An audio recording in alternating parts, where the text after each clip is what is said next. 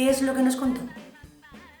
Buenas noches, estamos con Diego Conesa, secretario general del Partido Socialista Obrero Español de la región de Murcia. Ha venido a visitarnos hoy a Lorca.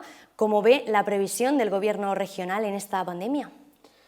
Bueno, creo que hay que comentar eso porque primeramente pues, las competencias en unas materias muy importantes son de la comunidad autónoma, en concreto la salud, la sanidad y la educación. Son las dos principales cuestiones, lo que más preocupa en el día a día a todos los ciudadanos de la región de Murcia y, por supuesto, a todos los que viven en el Guadalentín, vecinos y vecinas de Lorca también, ¿no? Podemos distinguir dos momentos, dos olas. La primera ola en la que tuvimos la suerte de ser la comunidad en la que llegó más tarde el virus junto con la provincia de Almería, y nos beneficiamos de ese confinamiento, de ese estado de alarma que tuvimos durante todo ese tiempo. Hubo cosas que se hicieron bien, como utilizar a la atención primaria, a los médicos de cabecera, a los centros de salud como diques de contención de la pandemia, y los resultados fueron buenos. Ahora luego, cuando terminó el estado de alarma, en el mes de junio, pues nos decía el presidente regional, el señor López Miras, que estábamos preparados para trabajar en una segunda ola, y se ha demostrado que no ha sido así.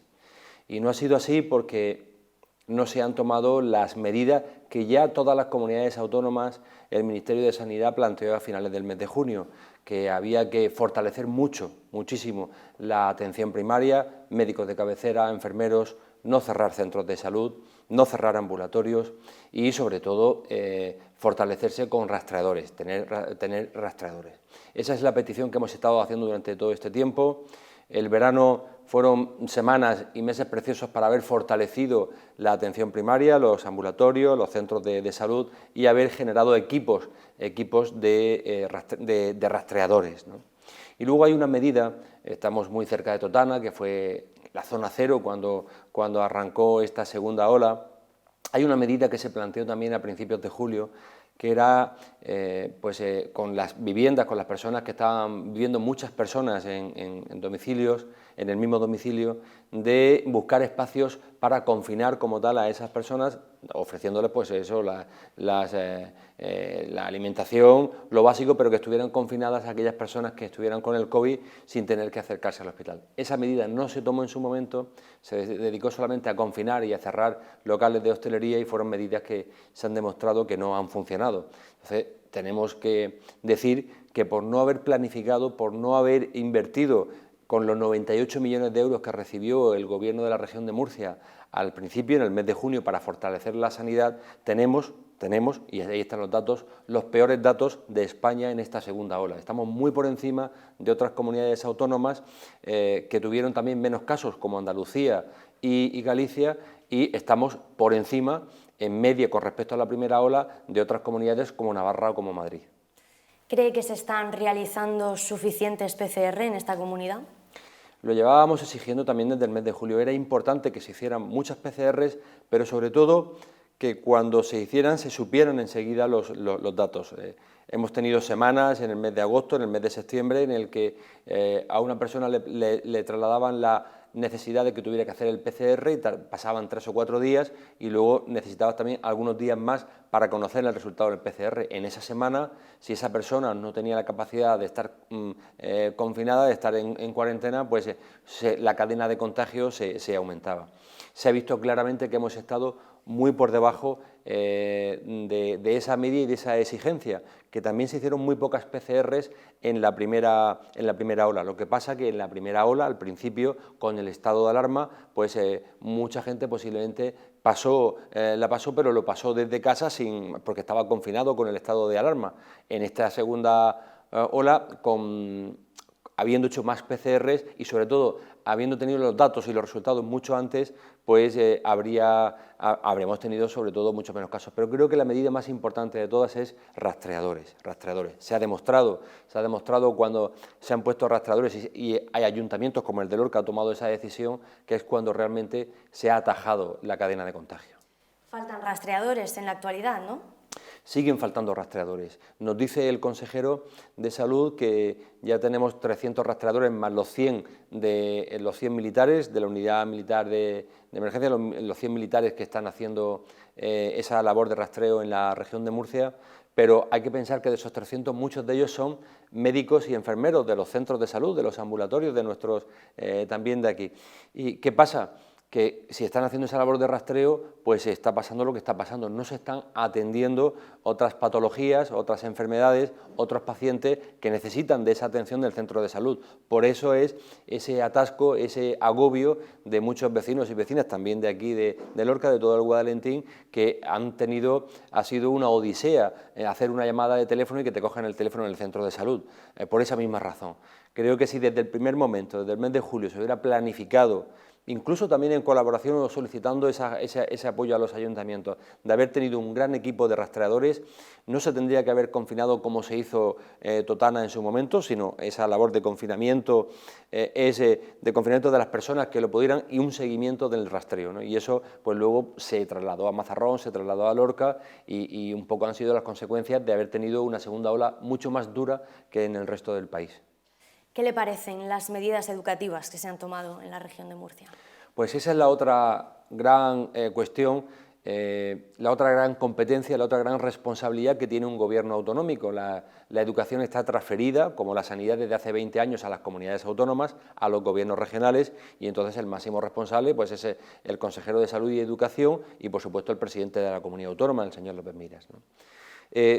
Todos los que tenemos hijos hemos visto in situ en nuestras casas las dificultades, lo duro y lo difícil y el choque cultural y mental que supuso el final del curso pasado, ¿no? Desde el 14 de marzo hasta el final del curso fue muy duro, muy difícil, para docentes, para padres, pero sobre todo también para los alumnos. Luego llega el verano, se pasan prácticamente 6 meses sin dar clases y lo que sí esperábamos, porque ya se estaba trabajando desde el mismo mes de mayo en ver cómo revertir esa brecha digital de alumnos que tienen iPads o tienen ordenadores o tienen conexión a Internet y los que no, pues lo mínimo que tenemos que haber esperado y haber hecho el Gobierno regional es haber planificado ese inicio del curso. Y llegó principios de septiembre y nada sabíamos y entonces se descuelga el Gobierno regional, la consejera, señor López Miras, con una propuesta única en España, que es la de recortar un 20% la educación, la de dejar un día a todos los alumnos sin clase, trasladando esa responsabilidad a las familias porque no se ofrece esa garantía. Es decir, se ha ofrecido una seguridad en las aulas a base de una educación low cost, de recortar la educación un 20%. Eso solamente pasa en la región de Murcia.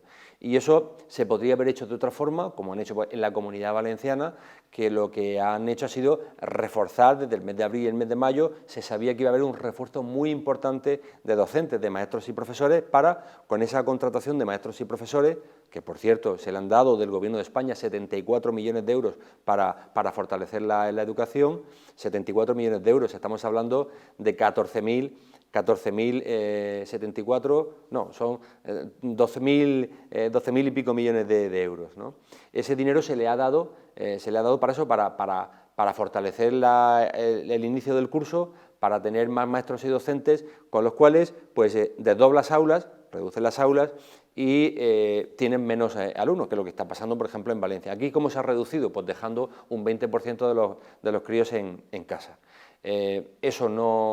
Esa medida es una medida muy dura, una medida que va a dejar secuelas en una generación estudiantil y una medida que no se merecen tampoco las familias por esa dificultad de conciliación. Esa medida seguimos exigiendo y seguimos denunciando que se tiene que revertir, que hay que contratar como mínimo 1.500 maestros y docentes a jornada completa y para todo el curso escolar para desdoblar esas aulas. Ya hay algunos centros que lo están haciendo y vamos a seguir insistiendo en que eso tienen que rectificar sí o sí.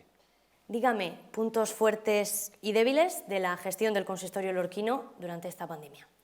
Bueno, lo primero es que se ha demostrado una exquisitez y una lealtad institucional y unas formas por parte de todo el equipo de gobierno, pero especialmente del alcalde, de José Mateos, hacia hacia el gobierno regional, que es el competente en materia sanitaria y en materia educativa. Es decir, si esa hubiese sido la misma actitud que el mismo gobierno regional hubiera tenido con el gobierno de España, o la oposición a nivel nacional, el señor Casado, hubiera tenido con el gobierno de España para colaborar, o la presidenta de la Comunidad de Madrid con el presidente del gobierno de España, otra imagen tendríamos del país. Es decir, primero felicitarlos por esa actitud colaborativa siempre de salir adelante. Y luego, pues han tenido que hacer cosas desde el gobierno municipal, con su alcalde a la cabeza, que se ha demostrado esa voluntad de colaboración y se han tapado algunas carencias del gobierno regional.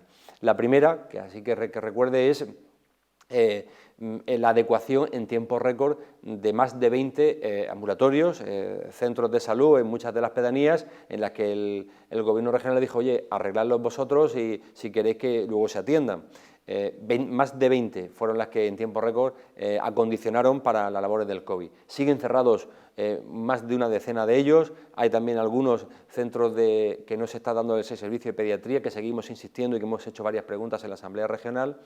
Pero luego la medida clave, la que llevábamos pidiendo desde el principio de la pandemia, que era rastreadores, ahí ha sido muy valiente el gobierno municipal con esa puesta a disposición de 30 rastreadores, profesionales voluntarios formados sociosanitariamente, dependientes de la Concejalía de Protección Civil, y que ha sido indudablemente el elemento, esas 30 personas trabajando, llamando por teléfono, haciendo ese control, las que han ayudado a que realmente se tome conciencia y haya un control de las personas que estaban contagiadas. Esa misma medida, si se hubiera adoptado hace 3 meses en Totana y luego en Mazarrón y luego aquí en Lorca, no tendríamos el índice de contagios y la situación que hemos tenido, especialmente en el Guadalentín y en el área 3 de salud.